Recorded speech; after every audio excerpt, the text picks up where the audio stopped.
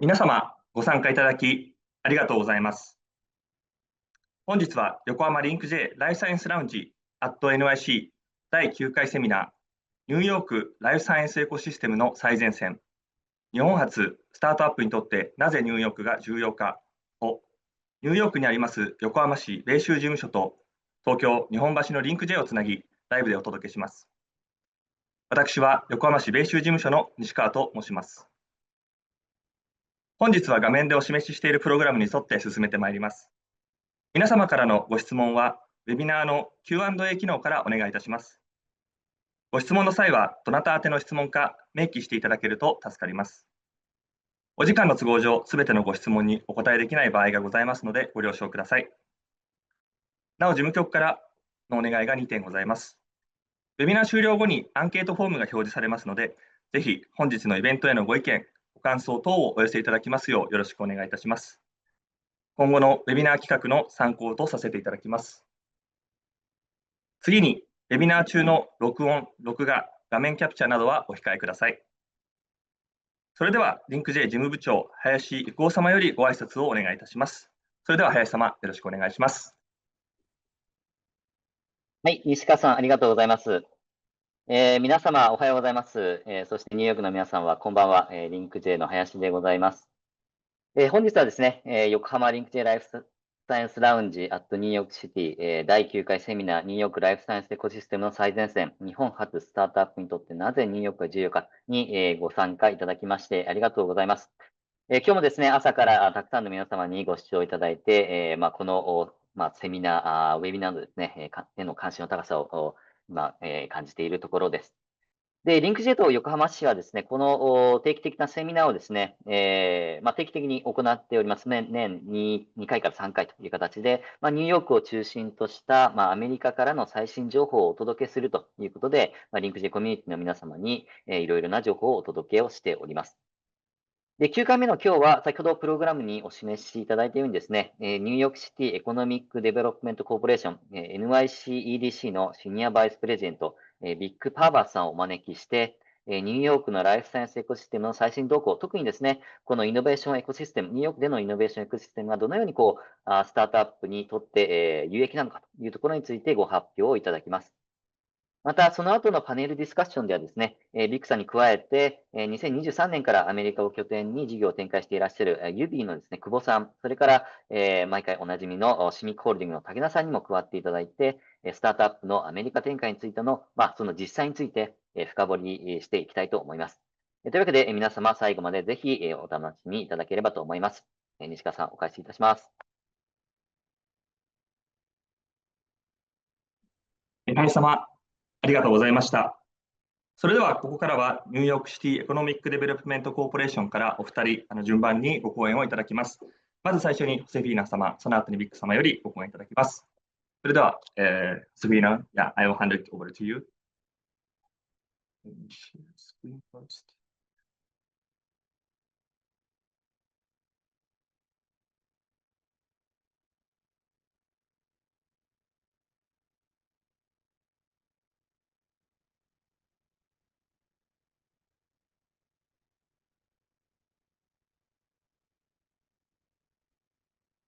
Morning, everyone. It's great to meet you. I'm Josefina Chavidia, Project Manager for Partnerships at New York City's Economic Development Corporation. Thank you to LinkJ for having us at the webinar.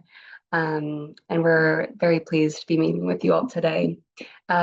Before we begin, to give a quick introduction to the presentation that we've prepared, we are going to introduce you to what EDC is. And then we'll dive into our innovation industries with a specific focus on our life sciences sector. Before we talk about specifics, we wanted to start off with a reminder of the strong relationship that we've developed with Japan over the past few years. We consider Japan as an ideal partner in business, and specifically as a global innovation partner. So Japan ranks the second globally for patents after the US. And Japan is also New York City's #2 green economy investor. We have active collaboration with Japan through several engagements throughout the year. This year, we actually attended Sushi Tech Tokyo, and we're planning the first Sushi Tech Tokyo or New York edition in January with the Tokyo Metropolitan Government, which we're looking forward to. And throughout the year, we also host Japanese delegations at our offices to introduce them to the New York City economy, the ecosystem, and opportunities that they could tap into if they're looking to expand to New York. The second point is that there's a very strong bilateral venture capital connectivity, and 3% of all Japanese VC investment goes into New York City. This is about $150 million in 2023. And lastly, I already touched on this, but we are always deepening our strategic ties with our Japanese partners. There's about $11 billion in FDI from Japan to NYC in the past 20 years. And in the past 2 years, we've signed formal partnerships via MOUs with the Tokyo Metropolitan Government in 2024 and with JETRO in 2023.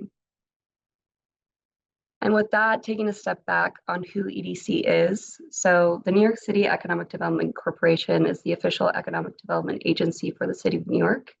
We're quite unique in the sense that we are a quasi-governmental agency, which means that our board and our president are appointed by the mayor of New York City, but we are technically a nonprofit association. And so this gives us a little bit more flexibility in the work that we do. We generate our revenue through about 7 million square meters of real estate that we manage on behalf of the city. And using the revenue that we generate through land sales and leases, we reinvest this back into the economy to ultimately create a vibrant, inclusive, and globally competitive economy for all New Yorkers. We do this in a variety of ways, but we focus on 4 main buckets. The first being we strengthen business confidence. So we meet once again with several business delegations who come to New York City to introduce them to the ecosystem. And then we also provide specific business development support for the companies who are looking to expand to New York City. And we have a dedicated business development team who can offer support with site selection, ecosystem connections, and also navigating tax incentives at the city, state, and federal level. The second main bucket is that we grow innovation sectors. And so this is really how we diversify our economy. This started in 2008 under Mayor Bloomberg with tech. There are very few tech jobs in New York City, about 130,000, and now we are up to 360,000. And since then, we've also included life sciences and green economy as priority sectors. And my colleague Vic, who leads our life sciences department and efforts, will be touching more on what that specific initiative looks like today. The final 2 buckets that EDC focuses on is that we build neighborhoods where people live, learn, work, and play. Our projects improve our parks, housing, transportation, and more, not only just in Manhattan, but also across the 5 boroughs in New York City. And then finally, we deliver sustainable infrastructure to help support businesses in New York City, either find office space or find a new innovation ecosystem. You may be familiar with some of EDC's projects if you visited New York. We were behind the High Line, Hudson Yards, and Cornell Tech. And then finally, before handing over to Vic, we wanted to give a snapshot on why now is a great time to come to New York City. If New York City was its own country, we'd be the 9th largest economy in the world with a GDP or gross metropolitan product that's equivalent to the GDP of the entire size of Canada. So it's incredibly diverse, dynamic, and we have a quickly growing workforce as well. Currently, we have around 9 million residents here in New York City. We are the largest city in all of the US. We have a very important Japanese community here, and around 90,000 new residents have joined us in 2024. The third point is that we have the second amount of Fortune 500 headquarters, actually just after Tokyo in New York City, but we're not only home to businesses that are large, we are also home to businesses that are small and just starting.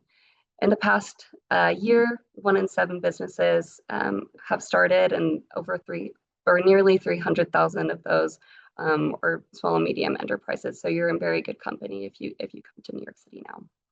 And then the final point that I'll touch on is that we have a very robust academia ecosystem here. We have 100+ universities, not only just in Manhattan, but also across the 5 boroughs, with about 1 million graduates who have either just graduated college or are currently studying at one of our universities.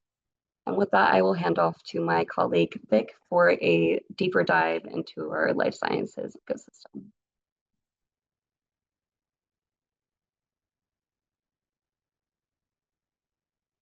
Great. Thank you so much, Josefina. I hope you have a good flavor for the responsibilities that EDC has.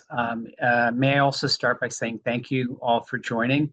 It's Josefina and my pleasure and EDC's pleasure to be with you this morning, and I hope we're able to go through the presentation. I want to give you, Josefina was able to share with you a lot of the data. What I hope to share with you is my vision and strategy for the role that I've been in for approximately 1 year, and then really get into the panel presentation where we can answer some questions for you. So the initiative that our team leads and that I'm spearheading is a $1.1 billion investment on behalf of New York City and New York State.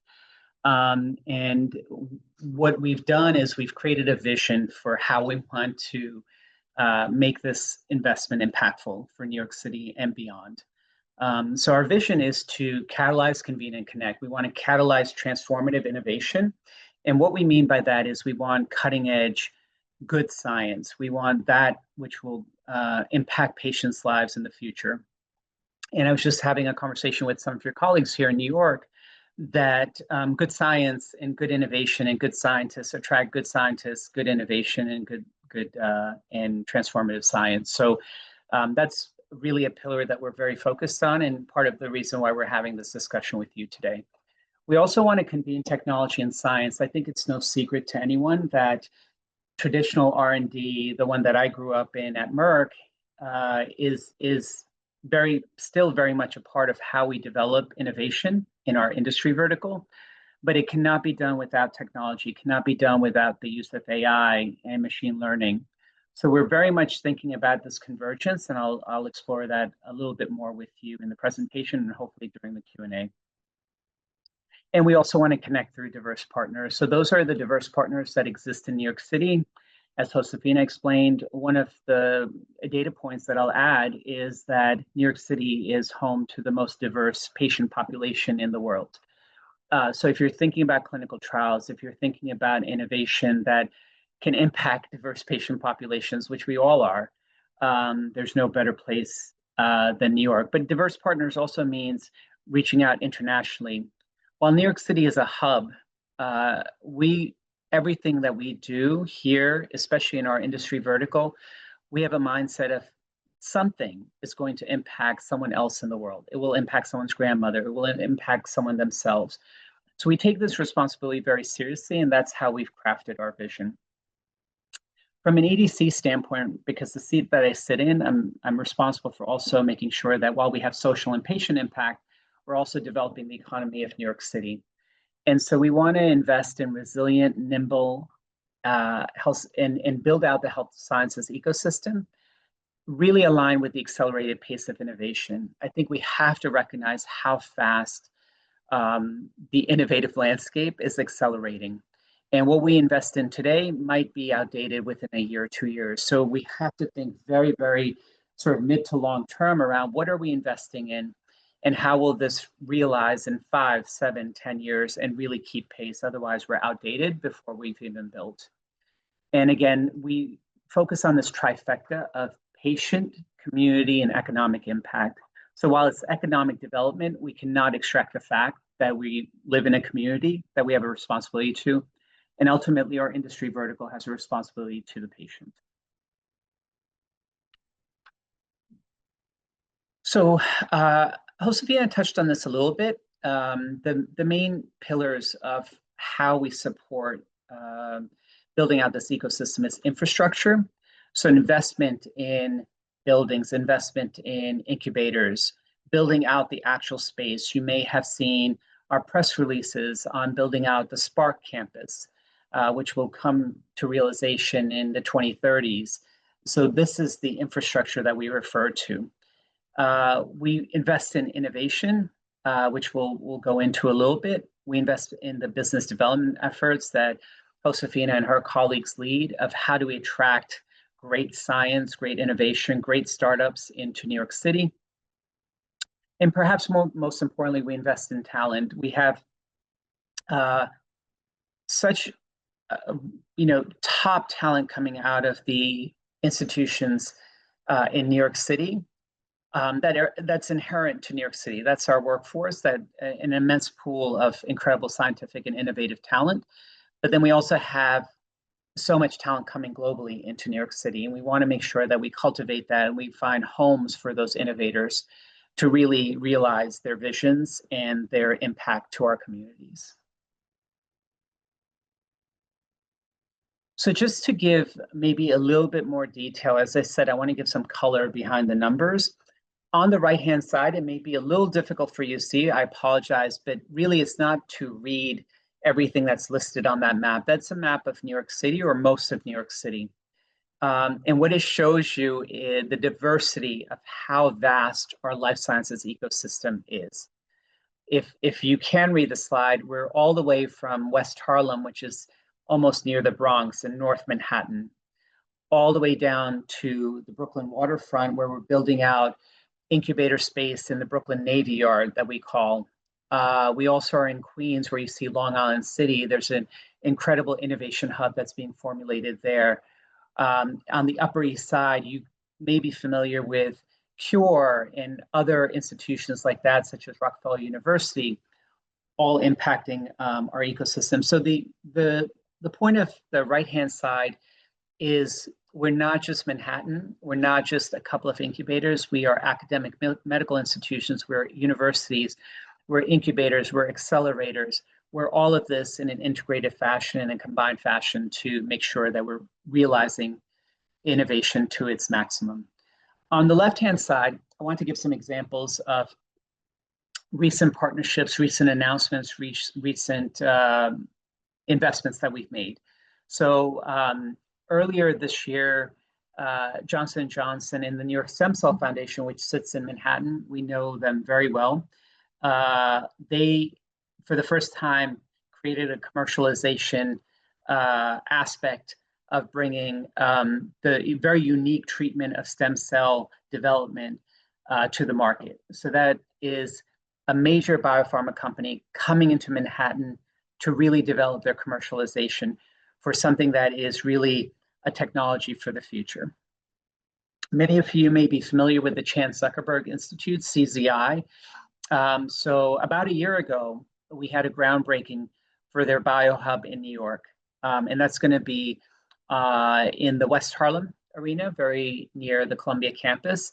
And if you're not familiar with what they're doing, I encourage you to read about it online.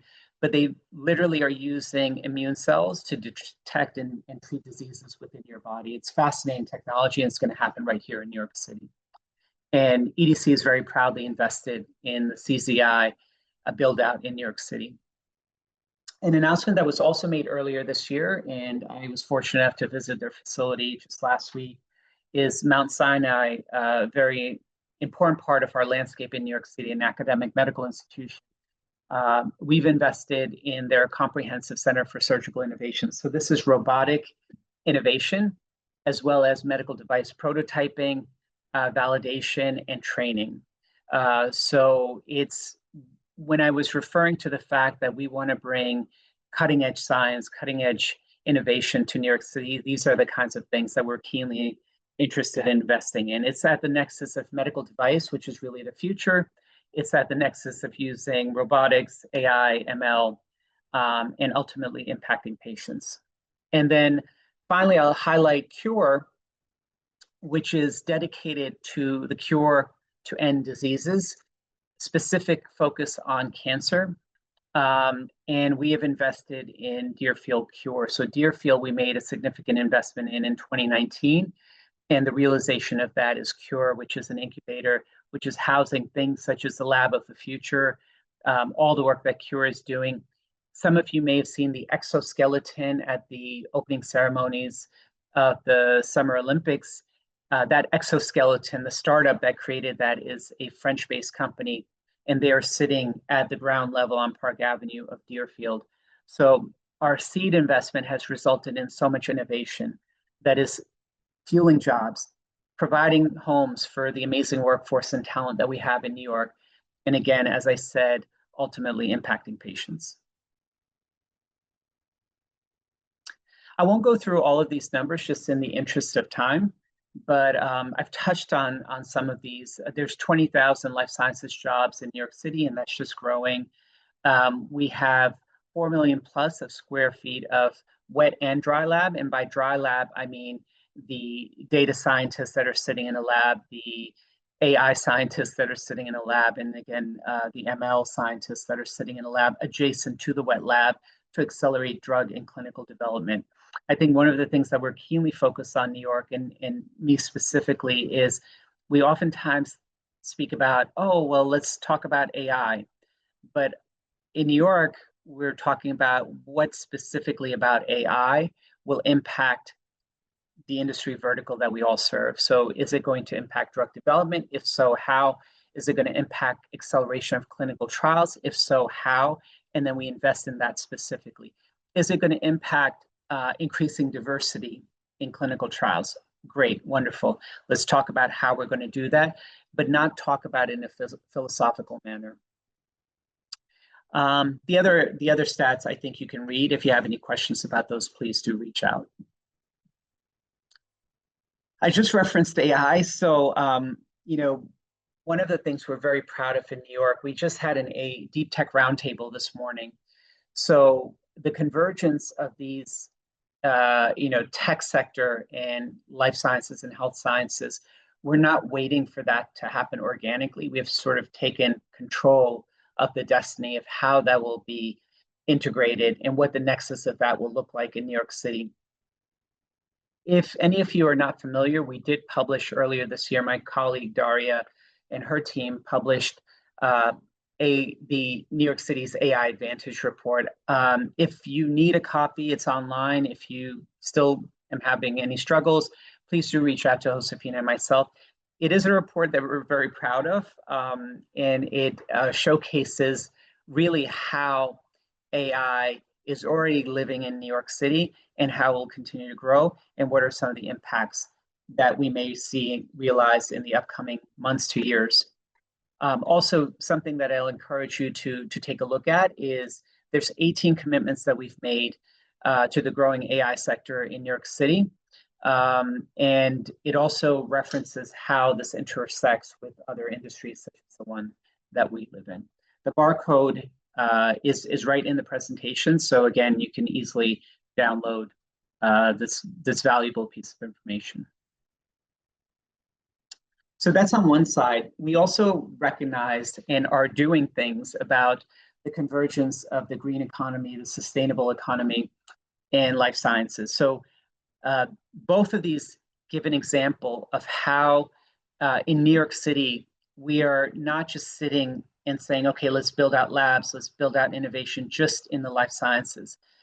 As I said at the onset of our conversation, we're looking into the future of what will the future hold, because our innovation is progressing so rapidly that we don't want to be outdated. And what we clearly see on our diligence is that there's the convergence of deep tech and life sciences, which I just referenced, but there's also the convergence of the green economy and life sciences. So we were very proud about a month ago to announce our investment in the Gotham Foundry, EDC's investment in the Gotham Foundry. And essentially what it is incubator that is for bio-derived materials. But the beauty of this model is we reverse engineered it. We said, what is one issue or problem that will unite some of the different facets of the New York City ecosystem that goes even beyond life sciences? And one of those that we realized is that bio-derived materials are being used in construction. They're being used certainly in health. They're being used in fashion and beyond. They're being used in food. And so we use this sort of kernel of an idea to create the first of its kind consortium of Columbia University, Fashion Institute of Technology, the ASRC, which is a world-renowned research institution sitting on the CUNY campus, and GenSpace. Some of you may not be familiar. GenSpace is a dedicated institution to bring early in career professionals who may have not had exposure to the STEM discipline and pull them into science to create innovative environments for them, allow them the opportunity to work in the lab. And it's also an organization that EDC proudly supports. So we brought this partnership together, and we will be creating a brick and mortar building on the Columbia campus where innovators can come and test out and have the resources to support bio-derived or bio-inspired materials that go beyond health. And so we're very proud of this. We are actually having our launch event on September 21st here in New York City. And please look out for more information on this because it's really the first of its kind in the world. And again, I think a prime example of the great types of innovation that are happening, kerneling from, stemming from life sciences, but impacting far beyond. Just a little bit about the investment landscape. I'd be remiss if I didn't mention a little bit about the fact that, New York City is also the financial capital of the world, is the VC capital of the world. And so there's a lot of money coming into New York City, specifically in the life and health sciences, and specifically for areas in the life, subverticals in the life and health sciences. So below you see some examples of very interesting New York City raises, and above you see some of the stats that are pretty impressive of how the VC money is flowing into early stage companies. And we have a prime example on our panel very shortly. So, just very quickly as I wrap up my conversation with you, when we think about expansion, I'm very lucky on my team to have the opportunity to have a small fund called the Life Sci Expansion Fund. And these are small, relatively small, 250,000 upwards to $1 million, depending on how the application is presented. For Series A or just prior to Series A companies that again have innovative science and tech, have a strong financial backer, so a lead investor, have the ability to show and demonstrate that they will have impact to the New York City ecosystem, that they will create new jobs in a trajectory that's appropriate, and that they will increase the footprint that they have. Of course, underpinning all of this is that they will have impact to the community, impact to the patient, and a strategic fit of how we're viewing our ecosystem.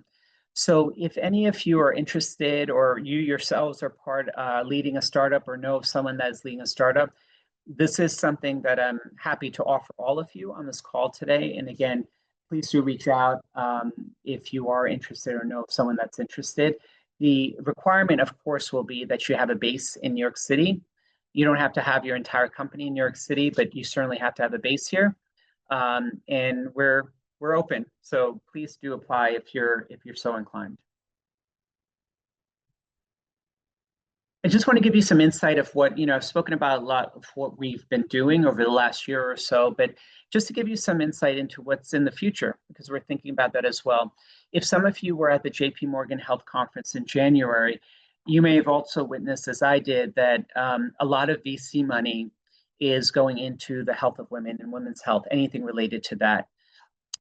So we're focused on that. I would say early next year, you'll see a white paper being published out of our organization, speaking about what's happening with the health of women and the focus on that in New York City. And again, provide some action points that we're focused on. I think all of us are focused on the power of data and how can the power of data empower us to make more impactful decisions for our patients that we serve? How can we make more efficient decisions in drug and clinical development? And how do we leverage AI, as I've referenced? So more to come on that, but it's certainly a strategic pillar that I'm very interested in pursuing. And we are also very much interested, as I said, to build out the community that we live in. So we have 42 billion in economic impact. We look to increase that. The jobs are important. That's how you build out the economy. But we also do things in the community, such as the BioBus, right, which is literally a bus that is a biology lab that is traveling in the Bronx and exposing young students who are in school who perhaps would have never had an opportunity to experience a lab in such a young age. And we're using that as an opportunity to inspire them and pull them into our ecosystem later on as they progress in their academic journey. We also are very proud to sponsor the Life Science Internship Program. We have about 1,300 interns that have gone through that program. It is high quality jobs, high paying jobs, relatively speaking, for the summer. 50% of those that come out of the internship program stay in New York City. Over 50%, nearly 60%, stay in the STEM discipline, and very likely with the company that they were offered a job. These are typically individuals who are the first members of their family to pursue higher education. So we're very proud of also, again, this ability to impact our community and our neighborhoods.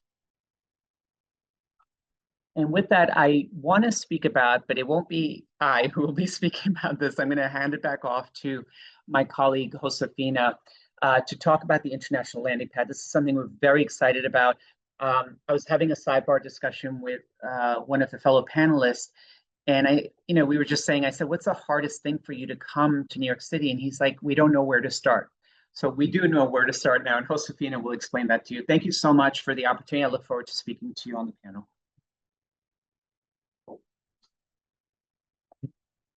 Thank you, Vic. And yes, we wanted to end with a very exciting opportunity for you all. So this month, we are going to announce the 4 operators for the International Landing Pad Network, which will be the one-stop shop for all growth stage international companies, including those from Japan who are considering establishing or expanding operations in New York City.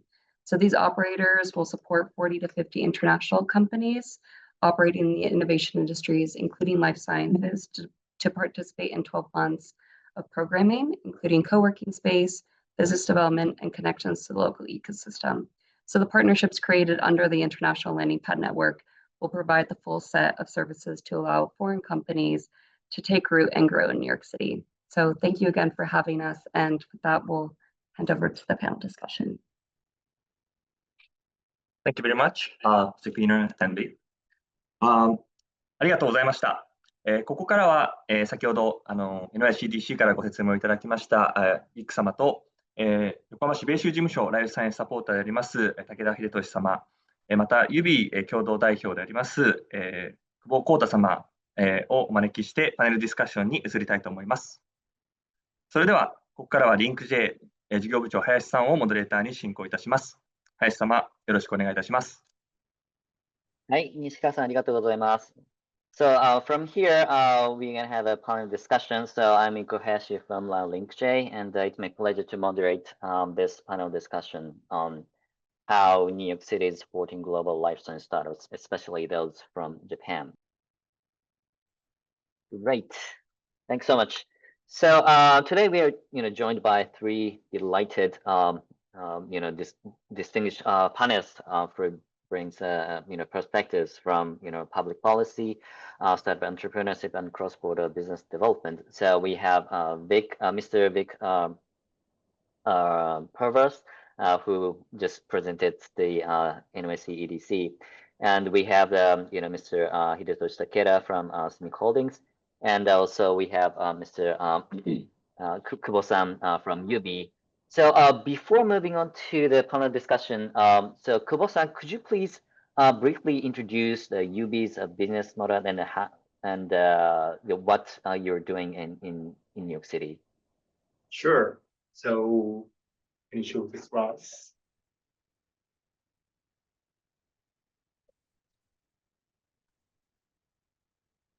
Okay, so let me introduce myself a little bit. So I'm Koda Kubo, co-founder and the US CEO of UB, and my background is the AI engineer, and I started UB from the 2017. And let me introduce the UB's business. Can you move on to the next page? Thank you. So our mission is to guide everyone to the right care with the power of technology. And we have the 3 stakeholders like patients or providers and pharma companies. Thank you. Okay, this is the overall look of the UB's business. We have globally 12 million monthly active users, including Japan, the US, and we have the 1,700 healthcare providers, clients, and 70% of the global pharmaceutical companies are our clients. And we are backed by the several very famous VCs and corporations, and we got an award in the US as well. Next slide. Our main product is for patients. So the service is the symptom checker that is AI-based. The symptom checker guides people to the appropriate care with just asking about the symptomatic question like headache, a cough, or something like that. And they suggest the disease name and also the treatment way or the provider's recommendation. Okay, that's our main product. And we expanded this product to the US market as well. Recently, we have around 350,000 monthly active users here, and we have more than 4.5 million users. And the product metrics is better than our competitors in the US as well. Okay, can you move on to the next slide? We just started the new product for providers in the US as well.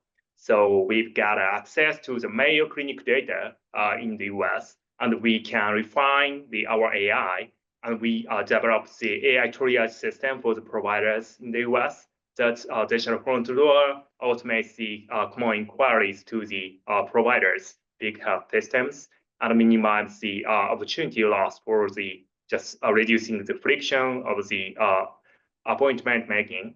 And also we reduce the unnecessary emergency room use with this. The next one. So the last our partners, pharmaceutical companies. So we help them find the rare disease or specialty disease patient. And because the pharmaceutical marketing one of the biggest pain point is they can't have the access to such a misdiagnosed patient, but we can guide them to the appropriate care. And as a result, we can guide them to the appropriate treatment. Then we can support their marketing activity. Okay, I think that's okay. Yeah, that's it. CV's overview. Yep, thank you so much, Kubo-san. So yeah, we're gonna ask Kubo-san to share your experience when entering the U.S. market later on this panel. So let's start with the kind of a big question. Why New York City? So Big-san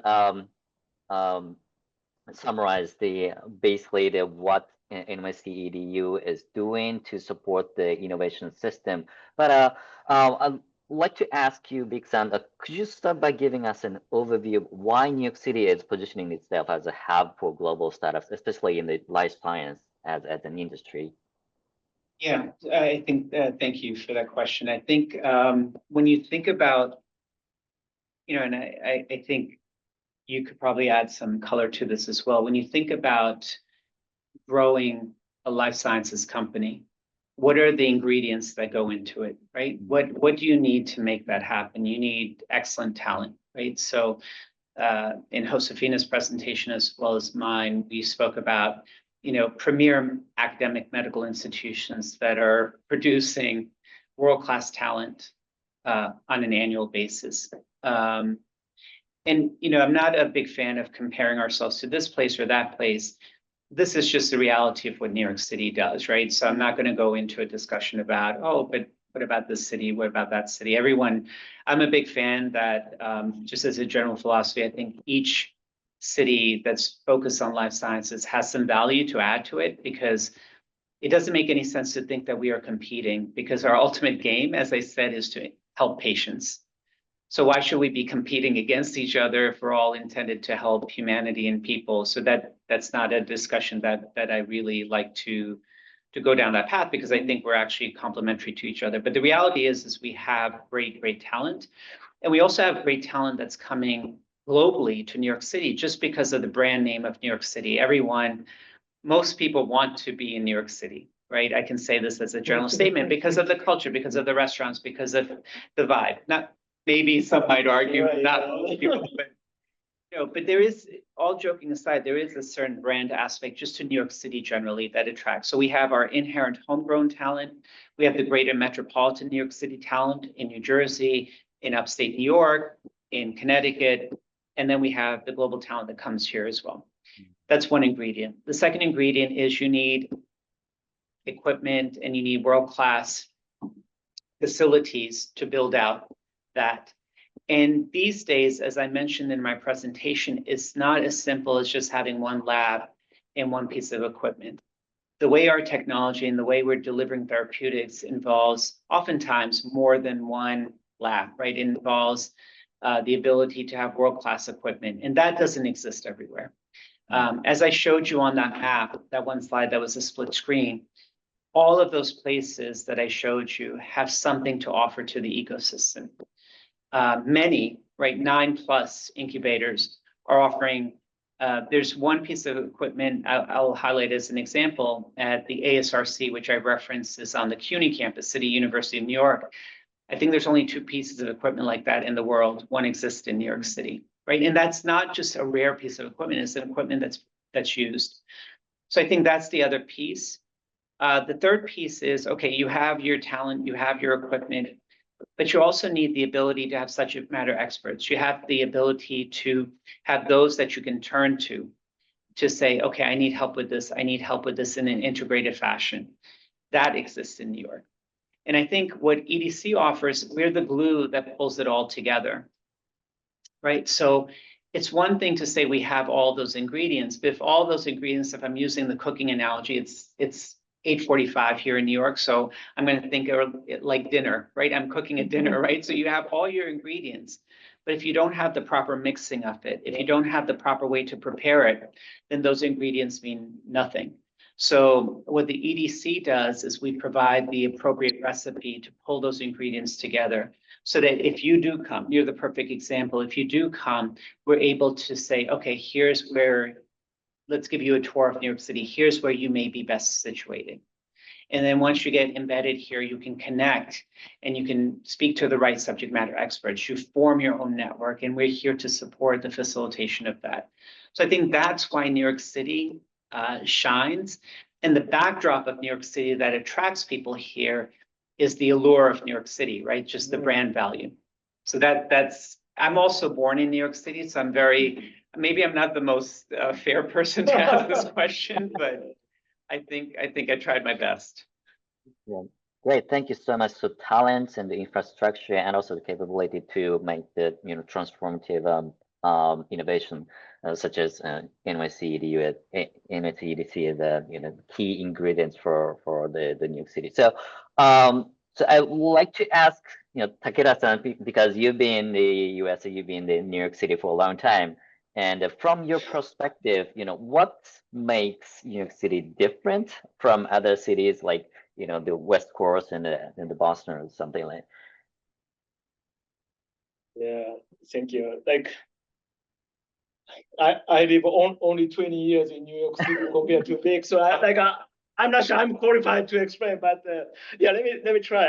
I think yeah, Josefina and Vic explained quite well. To me, it's about like a diversification and dynamism. It's not only about the language diversification, like Josefina mentioned, like 200 languages, like people in New York City speak, but also the industry. For example, so like New York has significant investment in the life science, but at the same time, like AI, Vic mentioned, also like fashion, manufacturing, finance, even wine, like talking about dinner time. So like it's like a diversity of industry and also capital as well. It's not only about the private equity or accelerator or like even startup, but also like a hedge fund, for example, private equity as well. Like so diversified type of like capital is here. So I think it's the, as Vic mentioned, like next is about the dynamism. Like if you want to try, like you can do it. Like you can find out any type of supporters in this world. Like and like especially in venture entrepreneurship areas, like many of the ideas are crazy, but unless you are crazy, you don't have a chance to succeed either. Like otherwise, somebody else has already started, right? So like in that sense, this diversity and dynamism, that's what stands out in New York City. Yeah, I 100% agree. That's, diversity and the dynamism, it's in many aspects is what I feel, every time I visited New York City. So then I'd like to turn to maybe the most neutral person in the panel, talking about New York City. So Kubo-san, so you started so you located the UB US and then started the business in the US in 2023, right? So Yes. Yeah, okay. So then as a kind of a newcomer to the New York City community, so what were the key challenges you faced when you first came to the US and then get into the community? Yeah, there are many challenges for us. And I personally come here just 1 year ago, so absolutely it's much less than them. So, and my challenge was like a network, community, just adaptation, I think. So it was very tough.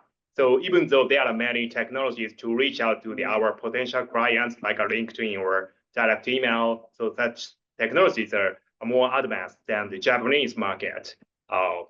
Yeah, frankly, but we can't just reach out to the very kind of the promising potential clients with just using such digital tools. But we need a community or the people who is already in the community.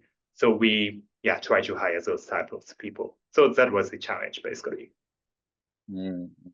So now you've been in the US for almost 2 years. So looking back, retrospectively speaking, what do you wish you had known or done differently? So what was the kind of a lesson learned and to share to the audience? Yeah, so just it's kind of, I think, mindset, but I think from the zero base, just so we did so frankly did a little bit great job in Japan. So like I thought I learned a lot from the Japanese experience, and the business itself is very similar in here. But let's say, so our clients in Japan is a pharmaceutical company, and we directly communicate with them, and sometimes we got deals with them. But in the US, there is just an intermediate role. That is the media agency. That they are my buyer actually, media agency. So for the pharmaceutical marketing, they buy the media. So and also the pharmaceutical company, we initially tried to reach out to the pharmaceutical companies, but it was the wrong way for us to generate the leads. But after we got advice from the expert here, so we just pivoted our direction with such tactics, and we got successfully get more leads. So yeah, we are very biased of the Japanese success, but so just such kind of there are a lot of such kind of thing of just when I manage the company here. So if you had known how the business goes in the US, it could be more helpful and maybe better for a business to kind of launch it. Yes. So I think that those kind of a local knowledge or insight is maybe what is missing to the entrepreneurs based in Japan who are thinking of getting into the US, and knowing such the local insights is a kind of an advantage, I think. So in that sense, I think that's a program that Josefina introduced at the presentation is really interesting. So Vixen, could you tell us more about that international landing pad network by NYC EDC?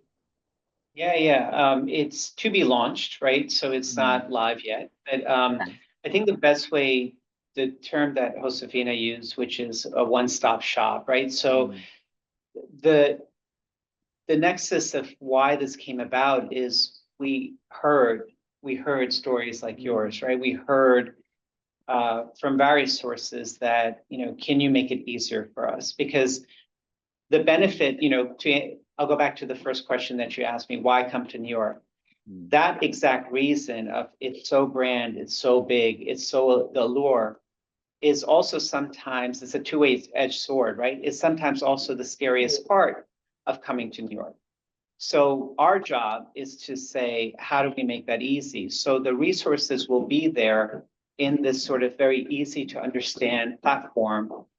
And I will say that it will help, if it was active when you were there, it would help you navigate. Imagine that it's a Sherpa, if I use that example, that's helping you navigate something to climb a mountain, right? And essentially when you come to New York and you know no one, not the first step to start, it's all there. And to use Takeda-san's words, if you come here, you can do it, but you need that first step, you need that second step, you need that third step. And this is what the international landing pad will accomplish, right? It will really, I think the best way I can answer your question is it's going to answer the problem that you said existed, which is I didn't know where to go. I didn't know what to do. And you figured it out. It's our job, right? If we want great companies, and we're fortunate enough to have his company here in New York City now. If we want that kind of innovation and science to be in New York City, then the responsibility is for us to make that as easy as possible. Okay. So, and I also like to ask Takeda-san. So you are belong to CIMIC, of course, but also has a another had as a representative of NYC, which is a academic association of Japan. So as a bridge between Japan and the US in such a role, what kind of local networks of community should Japanese startup tap into before coming to the US? Sure. Like first of all, like for me, like I'm from Osaka, so my view is very biased. So like the reason why I came to the US is because I couldn't speak the Tokyo dialect. So like only the choice I had was get out to Japan, and I always said like Tokyo and Osaka is very similar. So the people don't follow the signal, people don't listen, and then people likes making money. So very, very similar. So in that sense, like just simply come to the US. That's first, right? And then you're talking about the network. Like I think I'm disappointed the Kubo-san's explanation for two reasons. Like he went to a great college, but he didn't mention which college he went to. But also he didn't like contact me before he came over, right? So like for example, like 9JP is one thing. Like we had a great presence in the Bio International, for example. Like 9JP has the is consisted of all the local government in Japan and also the 555 universities of Japan. So we try to prepare the landing footprint in New York City and in the East Coast. So just as Vic mentioned, just reach out to us, but at the same time, just be prepared, right? And also be ready to be fair. I think Kubo-san mentioned like some of the things you could learn before you come to the US, but like local market is always different. So just be ready to fail, right? So and the Kyoto University is like, which is my school. It's all about failing. So many things are just simply crazy, but some of them might be super smart. But you have to be ready for the fail, but just ask everybody. So, and then for like us, like including Kubo-san, like as a Japanese community, we try to build up the community better way. It's not only about life science, but also like for example, like much deep tech field, and like climate tech is coming in a few weeks. So like we have a community for that. So and I think again, like New York City is all about the diversification and dynamism, and then like you could collaborate with the expert in near the industry. So it's not purely for life science. It's all about collaboration. So just reach out to us. Could I add one point to that? That'd be okay? Yeah, so on September 30th, I'll give you guys a preview. On September 30th at the New York Bio Summit, we're going to announce, so EDC in collaboration with New York Bio which is under the umbrella of Bio International.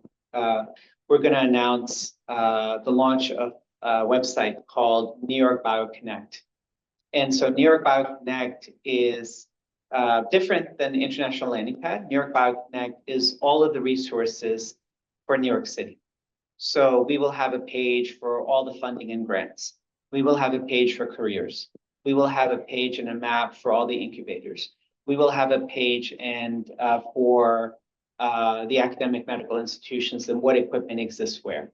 So again, in the year that I've been here, when I did a quick tour of New York City last October, what I heard is even in New York City, we have all of this stuff, but we don't know where to go to. So it's one of the first things that we tackled, and no one knows this yet. So it's just our secret. Us 160 people across the globe, it's our secret. No, we're launching in just a couple of weeks. In fact, we're just doing user acceptance testing this week of the platform. We're so proud of it. The look, the feel, the information, and I'll encourage all of you to go check it out. Once on September 30th, it will be live. There will be things that are missing. It won't be perfect. I'm going to tell you that, but it'll be as close to perfect and certainly far better than having nothing. But we're very proud to announce that. That sounds exciting and fantastic, and it's going to be a really great resource for the people who like. I think so. Yeah, I really think so. Yeah. Great.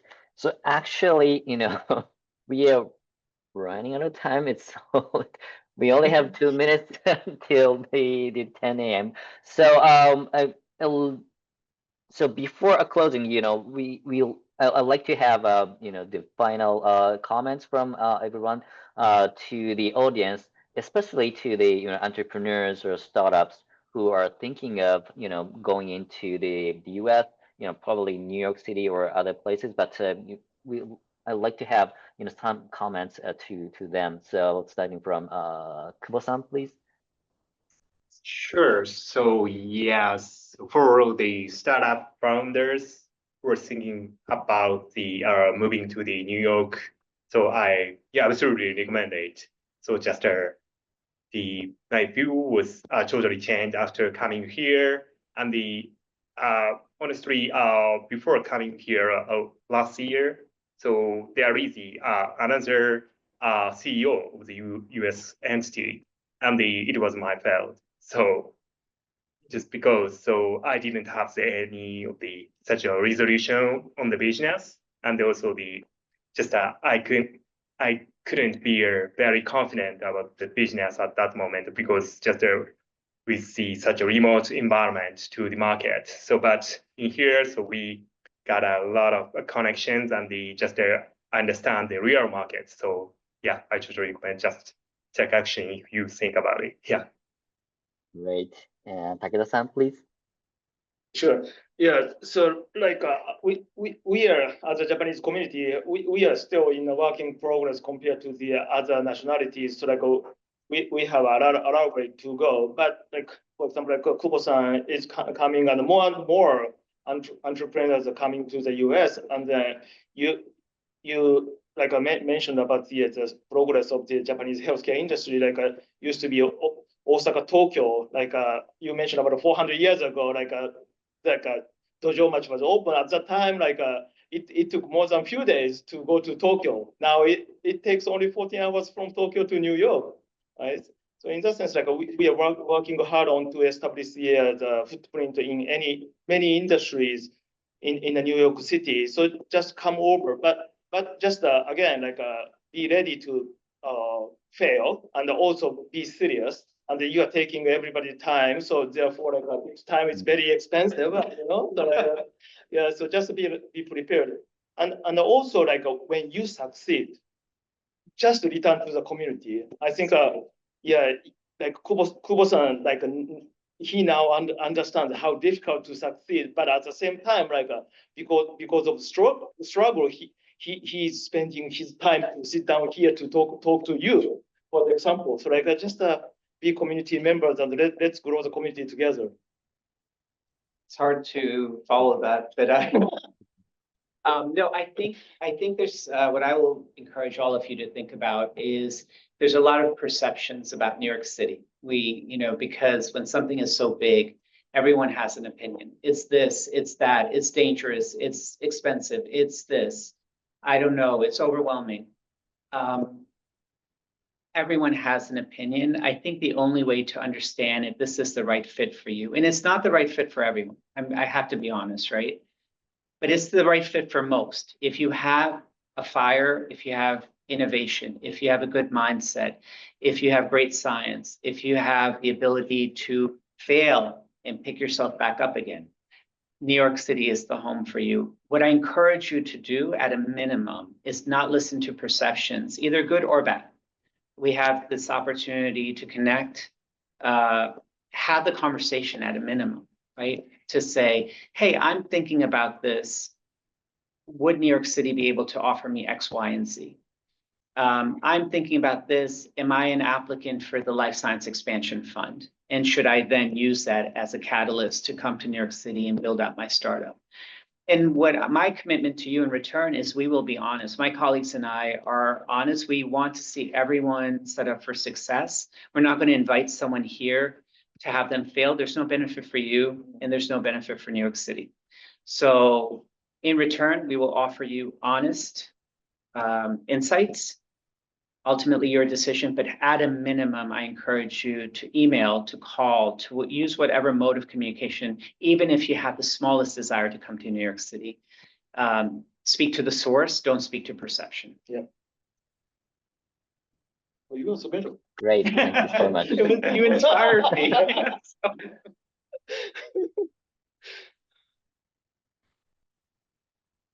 right.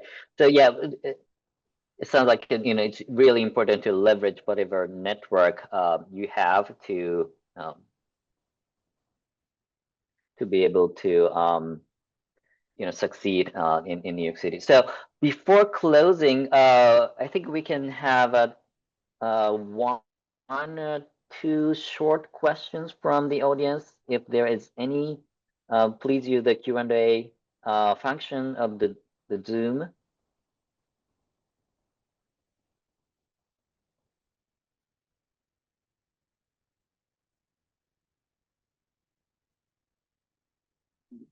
Looks like nothing. No one's Okay, interested I to think know what I'm everyone having is for shy dinner. in this morning.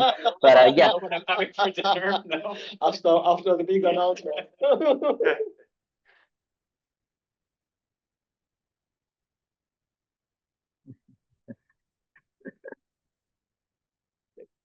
All right. So if there is no question, so yeah. Yeah, thank you all, very much for your insights. And today's discussion highlighted the not only the opportunities in New York City, but also the importance of the community and to connect with anyone who can support you. So including NYCDC. So we hope this session inspires more Japanese startups and entrepreneurs to explore opportunities in New York City. So thank you so much for joining us, and see you next time on this webinar. Thank you very much. Have a great day. Thank you.